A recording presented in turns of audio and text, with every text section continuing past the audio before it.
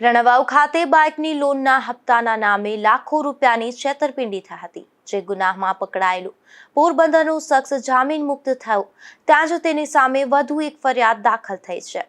પોરબંદરના જુબેલી વિસ્તારમાં આવેલ કસ્તુરબા સ્કૂલ પાસે ઓમનગરમાં રહેતા રામભાઈ સુકાભાઈ ઉડેદરા નામના પ્રૌઢે ઉદ્યોગનગર પોલીસ સ્ટેશનમાં છેતરપિંડી અને વિશ્વાસઘાતનો ગુનો નોંધાવ્યો છે, જેમાં જણાવ્યું છે કે તારીખ 25/10/2024ના પોતાના ફોનમાંથી ઓનલાઈન પૈસાબજાર.com વેબસાઇટ પરથી હીરો ફિપ કોર્પ કંપનીની 5 લાખની પર્સનલ લોન લીધી હતી અને 15,416 લેખે 48 હપ્તામાં કંપનીની રકમ ભરવાની હતી। ડોક્યુમેન્ટ સબમિટ થતા તારીખ 26/10/2024ના તેના બેંક ખાતામાં 5 લાખના લોનના રૂપિયા જમા થયા હતા। એ પછી તારીખ 5/11 અને 5/12માં તેમના ખાતામાંથી 15,416 લેખે 2 હપ્તા કપાયા હતા।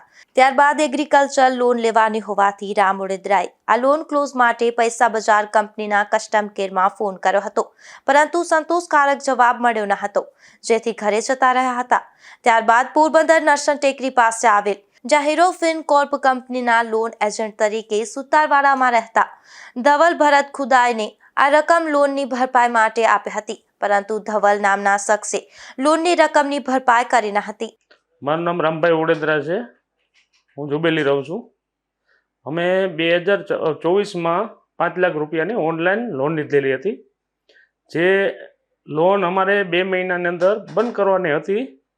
તો અમે હીરો મોટર્સે ગયા, તો અમને હીરો ફિનસ્કોપમાંથી લોન મળેલી હતી, તો અમારે પાછી એ બંધ કરવાની નોબત આવી। તો અમારે એક એનું નોટિસ સર્ટિફિકેટ જોતું હતું ને અમારે લોન તાત્કાલિક ભરી દેવી હતી। તો અમે હીરો મોટર્સે ગયા, તો ત્યાં ધવલ ખુદાઈ કરીને ભાઈ નોકરી કરતા હતા ને હીરો ફિનસ્કોપનું બધું કામ તે ધવલ ખુદાઈ સંભાળતા હતા। તો અમે એનો કોન્ટેક કર્યો ને અમે 5 લાખ રૂપિયાની લોન એને ભરી દીધી કે ભાઈ અમારે નોટિસ સર્ટિફિકેટ અત્યારે થોડુંક અર્જન્ટ છે, અમારે જોઈએ છે, તો અમે તમને આ લોન ભરી દઈએ તો તમે અમને નોટિસ સર્ટિફિકેટ આપી દો। તો ધવલ ખુદાઈ કે કંઈ વાંધો નહીં, તમે 5 લાખ રૂપિયા મને આપી દો તો હું તમને 2-3 દિવસની અંદર તમારી લોન ક્લોઝ કરાવી દઉં અને તમને એનઓસી અપાવી દઉં। એ દરમિયાન અમે એને 4 લાખ રૂપિયા કેશ રોકડા આપ્યા છે અને 1 લાખ રૂપિયા એને ખાતામાં નાખી દીધો છે, એટલે 5 લાખ રૂપિયા ટૂંકમાં અમે એને આપેલો। અને જે પૈસાનું એનઓસી પોતે અમને ડુપ્લિકેટ કાઢી દીધેલ છે અને છેતરપિંડી કરેલી છે। તો અમને 2-3-4 મહિને ખબર પડી કે ભાઈ આમાં તો હજી અમારી લોન તો અમે ક્લોઝ કરાવવા પૈસાને આપી દીધા છે, તો છતાં પણ હજી ફોન આવે છે કંપનીમાંથી, હીરો ફિનસ્કોપમાંથી। તો અમે એ લોકોને કીધું ધવલ ખુદાઈને કે ભાઈ હજી આ કંપનીવાળા તો અમને ફોન કરે છે, તો કે એ તો અમુક પ્રોસિજર કરવી પડે, તમારે અમુક હપ્તા હું તમારે મારી રીતે નાખી દઈશ અને એ ક્લોઝ થઈ ગઈ છે તમારી, તો તમને તો એનઓસી મળી ગયું છે, હવે તમારે કંઈ ઉપાધિ કરવાની નથી। એવા ઓળગોળ જવાબ અમને દીધા રાખ્યા, જે અમે 2-5-7 મહિના જોયું તો એમને એમ ચાલુ જ હતા મેસેજ આપણે હીરો ફિનસ્કોપમાંથી। તો અમે કીધું કે ભાઈ આ વસ્તુ તમે કરી હોય તો પછી કેમ અમને મેસેજ આવશે, તો કે એ પ્રોસિજર હું મારી રીતે કરું છું, તમારે એમાં ધ્યાન દેવાનું નથી।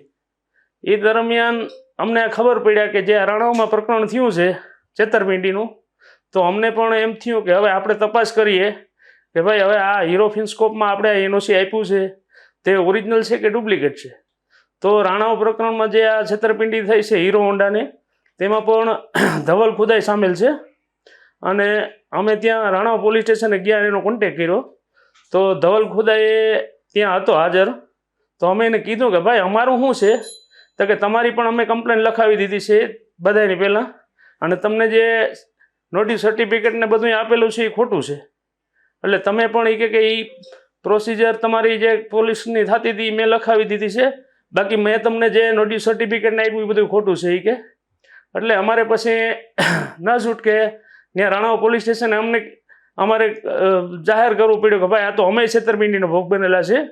તો એ લોકોએ કીધું કે કાંઈ વાંધો નહીં, તમે તમારો જે ઇલાકો હોય ત્યાં તમે અલગ પોલીસ સ્ટેશને આની એફઆઈઆર લખાવી દો, અને પછી અમે આ વસ્તુનું જે ઉદ્યોગનગર પોલીસ સ્ટેશનમાં એના વિશે ફરિયાદ લખાવેલી છે, બરાબર। અને હવે આનું જે વસ્તુ ને તપાસ કરવાની હોય તે પોલીસ યોગ્ય રીતે તપાસ કરશે.